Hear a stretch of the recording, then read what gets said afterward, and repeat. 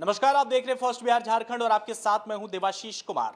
बिहार के सीमांचल क्षेत्र में घुसपैठी को लेकर के लगातार भारतीय जनता पार्टी के कोटे के मंत्री रामसूरत राय जो हैं वो अपनी बयान को दे चुके हैं। रामसूरत राय ने पहले कहा है कि जिस तरह से बिहार के सीमांचल क्षेत्र में जो है वो घुसपैठ ज्यादा होते हैं, लेकिन इसी खबर को लेकर के और इस बयान को लेकर के जेडीयू जो है इस पर विपरीत दिशा में चलती है, यानी कि जेडीयू कोटे के तमाम मंत्री कहते हैं कि ऐसा कुछ नहीं है। अब एक बार फिर से इस घुसपैठी खबर को लेकर बिहार के राजनीतिक जो सियासी पारा है वो हाई होने वाला है। इसी खबर की इनसाइड स्टोरी और तह तक जानने की कोशिश करेंगे कि क्यों आने वाले समय में घुसपैठ के मुद्दे को लेकर बिहार की राजनीति गर्म आने वाली है। इसी खबर पर ज्यादा जानकारी देने के लिए हमारे साथ हमारे वरीय सहयोगी शशि भूषण जी हैं, उनसे हम जानेंगे। घुसपैठ को लेकर रामसूरत राय जो है वो अपना बयान देते हैं कि बिहार के सीमांचल क्षेत्रों में जो है वो घुसपैठी ज्यादा हो रहे हैं, लेकिन जेडीयू इससे खफा होती है, इसके विपरीत दिशा में चलती है। जेडीयू के मंत्री कहते हैं कि ऐसा कुछ नहीं है, सब कुछ ठीक है। राजनीति क्यों गरमाने वाली है शशि जी? देखिए, राजनीति इसलिए गर्म होने वाली है क्योंकि दिल्ली पुलिस के स्पेशल सेल ने जिस आतंकी को गिरफ्तार किया, देवाशीष, हमारे दर्शकों को पता है कि चंद दिनों पहले जिसकी गिरफ्तारी हुई अरशद की, मोहम्मद अशरफ की।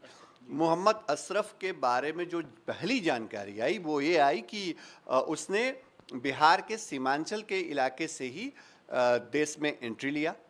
भारत के अंदर अपना पहला आईडी कार्ड उसने किशनगंज में बनवाया और अब तो जानकारी ये आ रही है कि किशनगंज के एक सरपंच ने उसकी मदद करी थी देश के अंदर पहला फर्जी आईडी कार्ड बनवाने में।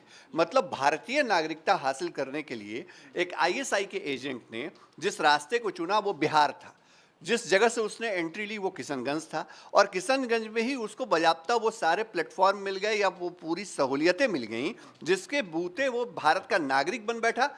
उसने वैशाली की एक लड़की से, महिला से शादी की और उसके बाद वो लगातार आईएसआई के स्लीपर सेल के मेंबर के तौर पर देश के अंदर काम करते रह गया। ये हम नहीं कर रहे हैं, ये दिल्ली पुलिस की स्पेशल सेल ने जो पूछताछ करी है मोहम्मद अशरफ से, ये उसमें ये जानकारी सामने आई है। और देखिए, बड़ी अजीबोगरीब स्थिति है कि सरकार में जो शामिल मंत्री हैं, रामसूरत राय, जिनके पास भूमि सुधार विभाग है, राजस्व विभाग है, बड़ा महत्वपूर्ण विभाग है, उन्होंने हमारे ही रिपोर्टर से बातचीत में, अन्य भी मीडिया के साथी थे, उनसे बातचीत में बीजेपी कार्यालय में ही कहा था कि सीमांचल के इलाके में बड़े तादाद में घुसपैठ की घटनाएं हो रही हैं, वहां घुसपैठ हो रहा है, लोग पैसे के लालच में घुसपैठ करा रहे हैं। मतलब सिस्टम में ऐसे लोग मौजूद हैं जो घुसपैठ में मदद कर रहे हैं और इससे राष्ट्रीय सुरक्षा या आंतरिक सुरक्षा को खतरा पैदा हो रहा है।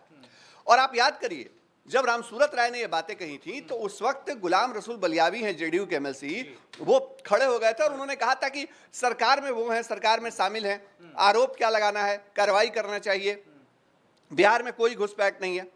ये बड़ी अजीबोगरीब स्थिति है कि राज्य सरकार का एक मंत्री अगर सवाल उठाता है और आप गठबंधन में शामिल, आप एलआई हैं, आप भी सरकार में शामिल हैं, आपकी पार्टी भी है, और आपकी पार्टी का कोई एमएलसी कहता है कि घुसपैठ हुआ नहीं है, तो घुसपैठ एक ऐसा मसला है जिस मसले पर अगर सरकार के मंत्री या सरकार की कहीं चिंता है तो उस चिंता पे एक्ट होना चाहिए। हम एक्ट नहीं कर रहे, मतलब सरकार एक्ट नहीं कर रही है। और नतीजा ये है कि ये पहली बार नहीं है कि बिहार में इस तरह के आतंकी कनेक्शन जुड़ा हो, बिहार से कोई स्लीपर सेल का मेंबर एक्टिव होकर के आगे निकल गया हो। ये बार बार ऐसी घटनाएं समय समय पे दिखती हैं।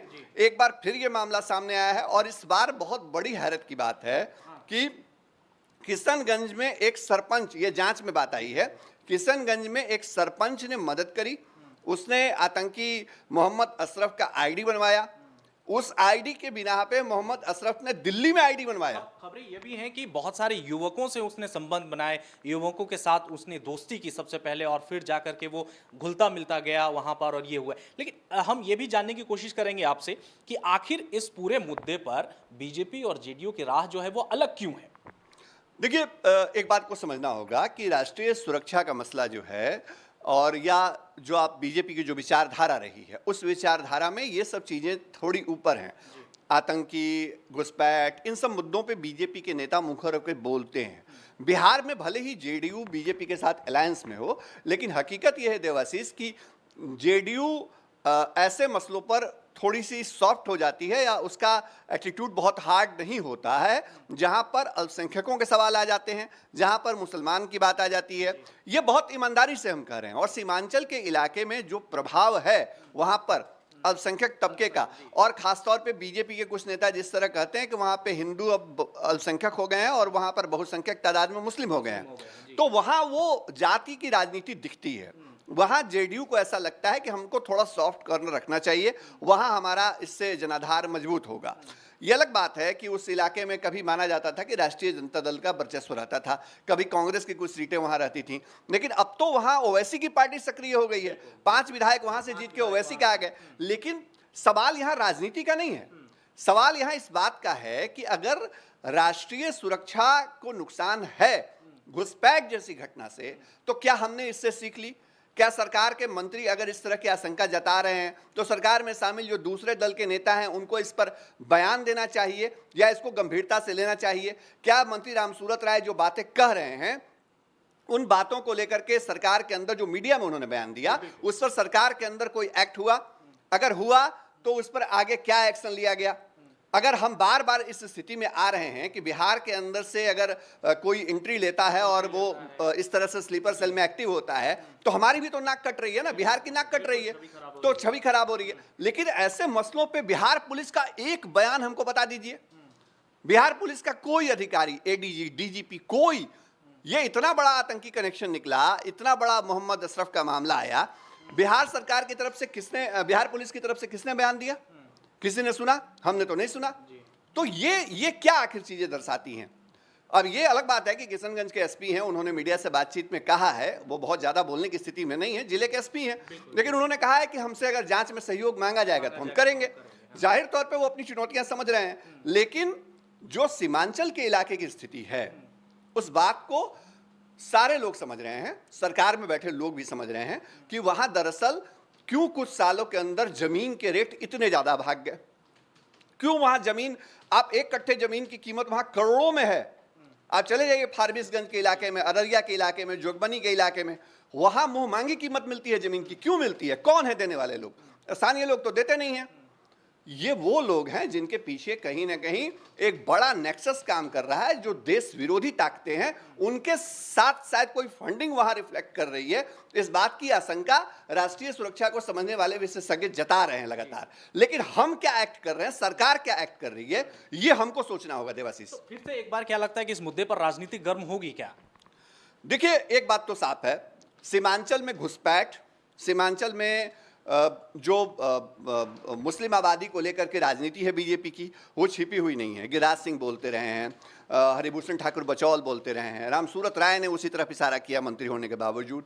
तो अब जब ये बात एस्टेब्लिश हो गई है जांच में कि आतंकी जिसको पकड़ा गया मोहम्मद अशरफ, उसका आधार, उसका जो भी आईडी है वो वहीं बना किशनगंज में, एक सरपंच ने बनवाया, तब तो जाहिर तौर पे इस मसले पे बीजेपी थोड़ी आक्रामक होगी। अभी त्योहार खत्म हुए, आप इंतजार करिए, इस पे आगे बीजेपी बहुत अटैकिंग मोड में आने वाली है।